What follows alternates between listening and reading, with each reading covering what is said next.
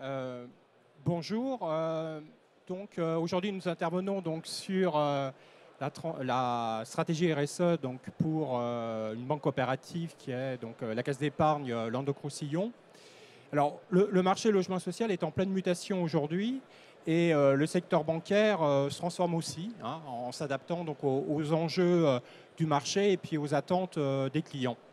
Et pour cela, donc, il est important donc, pour le réseau Caisse d'épargne d'accompagner en fait, nos clients dans la transition environnementale, sociale et de gouvernance.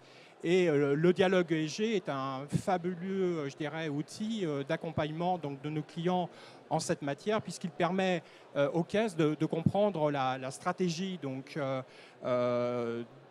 du client dans l'adaptation en fait, de son modèle d'affaires et la durabilité de son activité.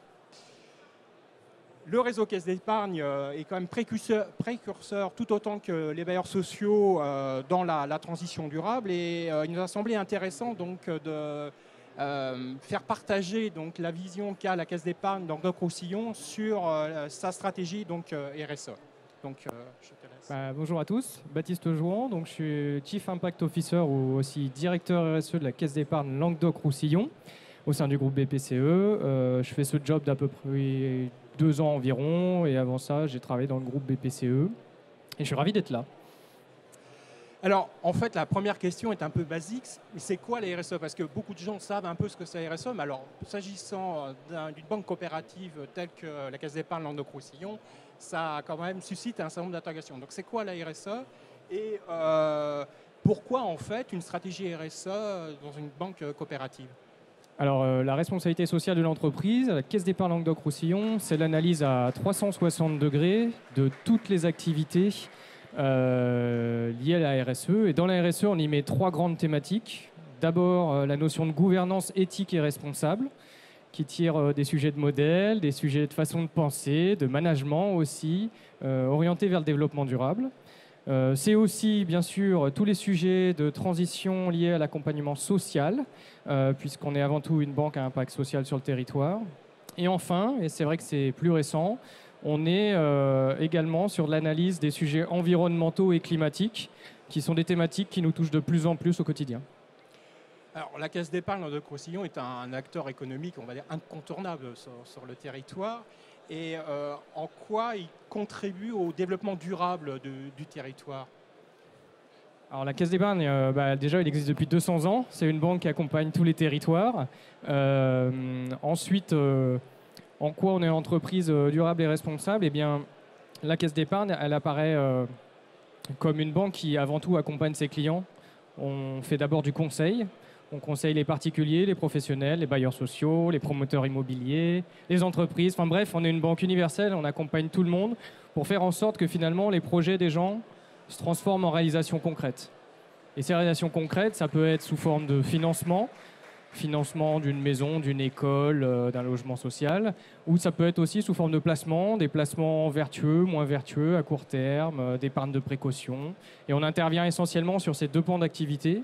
Ça, c'est notre activité principale. Et ensuite, en tant qu'acteur économique, on a une deuxième dimension finalement, qui moi me tient à cœur pas mal, c'est le partage de la valeur. Le partage de la valeur, concrètement, c'est comme n'importe quelle entreprise privée, on génère un résultat. Ce résultat, en fait, il contribue intégralement et il est repartagé sur le territoire. Comment ça marche dans une banque coopérative comme la nôtre? Une partie du résultat qu'on produit, il est mis en réserve légale. C'est ce qui nous permet de prêter les années suivantes. Il y a une autre partie qui est reversée sur le territoire, sous forme d'intérêt aux parts sociales, concrètement. Il y a une autre partie, c'est un peu le fruit du travail des collaborateurs. Il est reversé sous forme d'intéressement et participation. Et enfin, et non des moindres, on est un acteur économique, donc on a à cœur aussi de soutenir les bonnes initiatives du territoire. Et donc on intervient en tant que mécène et philanthrope. On reverse à peu près 1,7 million chaque année, quand même, sur le territoire du Languedoc-Roussillon, sous différentes formes, à des associations pour les soutenir dans des sujets d'insertion, dans des sujets environnementaux divers et variés. Donc un ancrage très fort en fait, sur le territoire, sur tous les pans de l'économie et en termes d'accompagnement auprès de tous les acteurs locaux. Tu l'as dit un petit peu, mais plus précisément, vraiment les missions, on va dire, les grandes missions qu'incombent à la Caisse d'épargne Languedoc-Roussillon, quelles sont-elles? Notre mission, c'est d'abord d'accompagner tout le monde. On laisse personne derrière.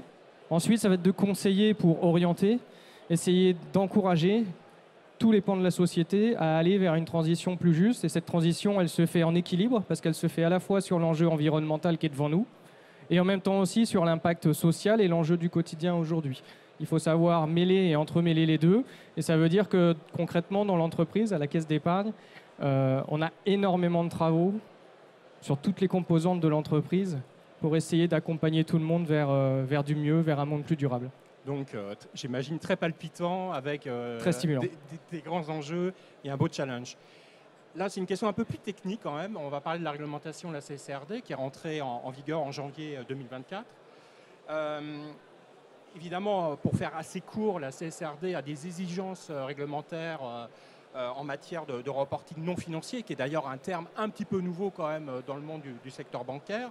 Comment en fait la Caisse d'épargne Languedoc-Roussillon s'y prépare et surtout comment elle accompagne ses clients justement?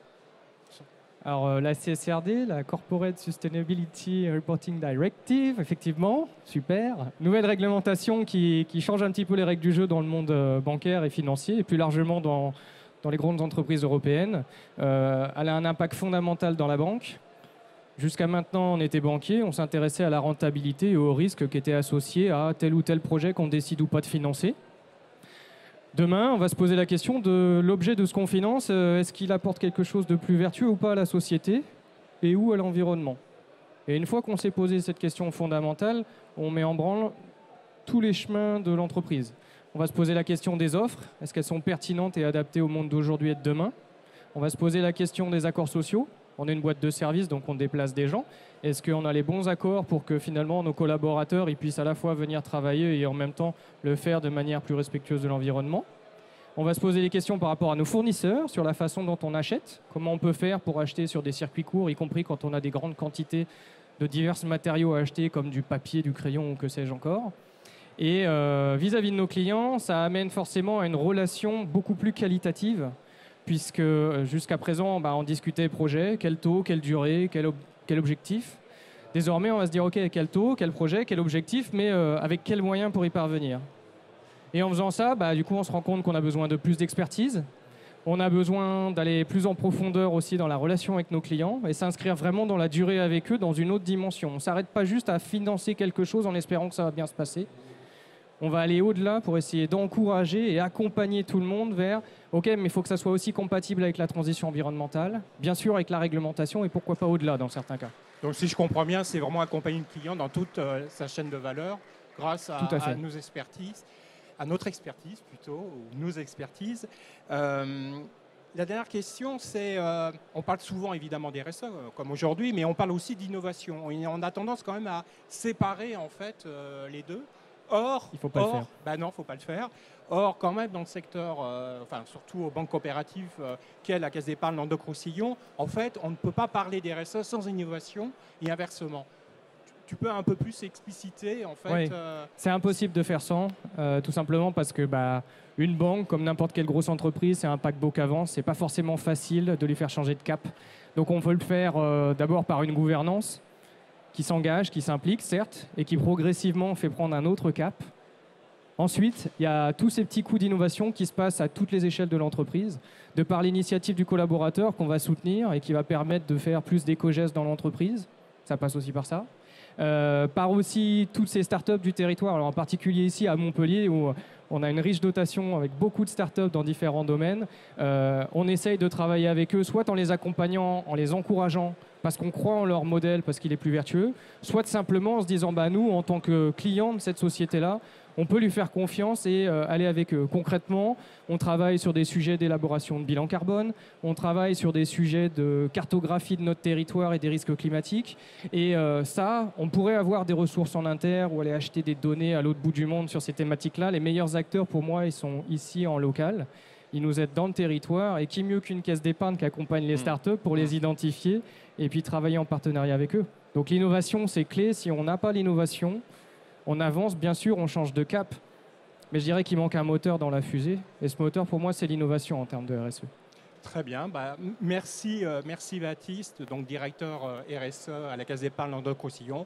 Et moi-même, Jean-Christophe Robic, responsable Green ESG au groupe BPCA. Merci pour votre écoute. Merci. Merci.